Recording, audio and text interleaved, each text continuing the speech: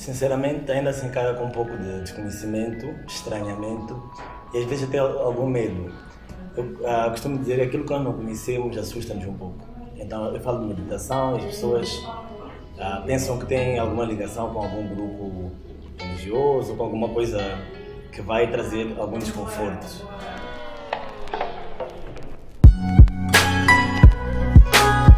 Isso é uma das concepções erradas das pessoas, que a meditação exige um lugar específico ou um momento específico, mas não.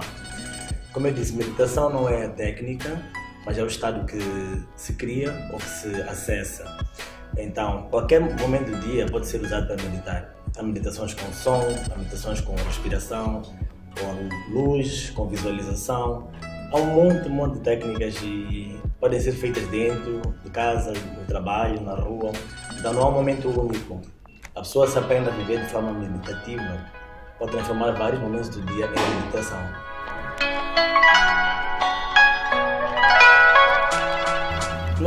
Não houve grandes adversidades. Às vezes um constrangimento é que nós marcamos eventos de meditação e as pessoas confirmam e depois, na última hora, desistem, né? Quase que sabotam o próprio processo e acabam não aparecendo. Então, às vezes traz algum constrangimento que a pessoa prepara, organiza e depois não vem muita gente, não vem gente suficiente.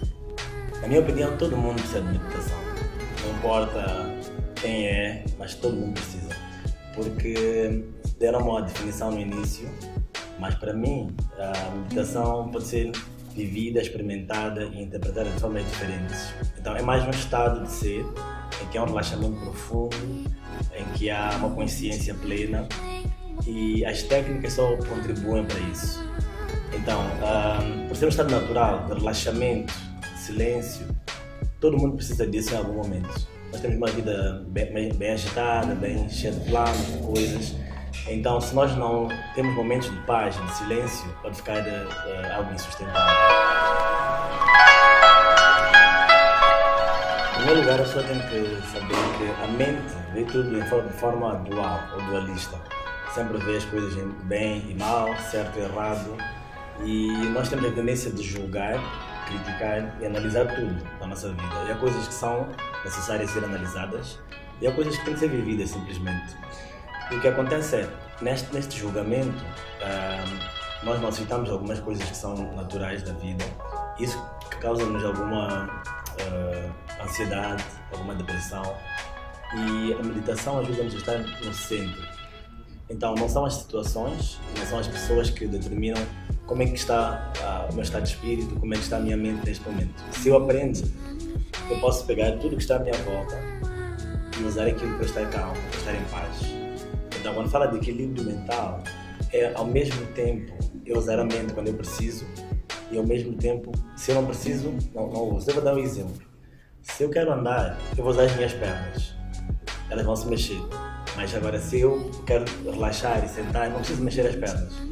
Só que a maior parte de nós ainda não aprendeu como usar a mente quando é necessário, quando trabalha, quando estuda, e como fazer com que ela se tranquilize quando é a hora de relaxar. Então a meditação ajuda a criar esse equilíbrio, esse balanço, a viver de forma mais inteligente. Como tudo na vida, e a meditação não podia ser diferente, nós precisamos de alguma prática. No início tudo é difícil. Se eu quero aprender uma nova habilidade, é um pouco difícil, eu vou ganhando hábito e vou ganhando cada vez mais domínio sobre aquilo que eu faço, né? E a ideia, como eu disse, não é passar o dia todo sem pensar. Porque em vários momentos eu preciso pensar, eu preciso tomar decisões, preciso de agir. Então na meditação nós temos uma visão holística. Isso significa que nós abordamos tudo, que tudo contribui para tudo, tudo está interligado. Então nesse sentido, se eu quero ter uma vida equilibrada, uma vida feliz, uma vida saudável, eu tenho que cuidar do meu corpo, tenho que cuidar da minha mente, das minhas emoções, também do meu espírito, né?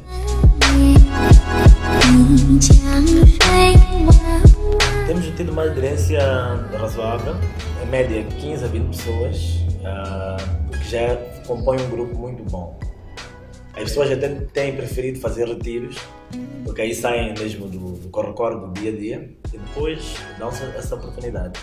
O que acontece é que às vezes nós estamos num hábito da mesma rotina e é mais difícil aceder à meditação a um estado de paz quando a minha rotina é feita de caos o tempo todo. Caos, stress, confusão, planos, projetos, frustrações. Mas eu estou naquele meio em que o meu normal é estar agitado.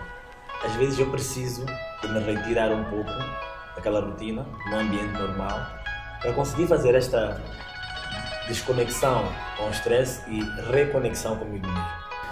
Nós fazemos um trabalho de profunda catarse. Isso significa que é uma purificação interna. Então vamos aceder às nossas emoções. Haverá provavelmente momentos de muita alegria, muito riso, momentos mais emocionais. Às vezes as pessoas choram, mas esse choro é libertador. Esse choro